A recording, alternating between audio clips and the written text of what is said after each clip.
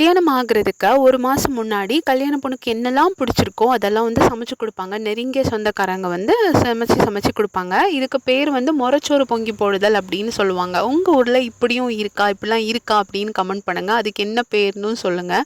So அது வரைக்கும் எனக்கு வந்து இந்த பெருசாக இந்த கல்யாண ஃபீல் அப்படிலாம் வரல. திடீர்னு சாப்பாடு வைக்கும்போது என்ன சொன்னாங்கன்னா, கல்யாண பொண்ணு தான் ஃபஸ்ட்டு வந்து சாப்பிடணும், கல்யாண பொண்ணை கூப்பிடுங்க அப்படின்னு சொன்னோன்னே ஒரே குஷியாயிட்டு ஷை என்ன ஒரு மாதிரி இருந்துங்க. மொமெண்ட் கொஞ்சம் ஸ்பெஷலாக இருந்துச்சுன்னு சொல்லலாம்.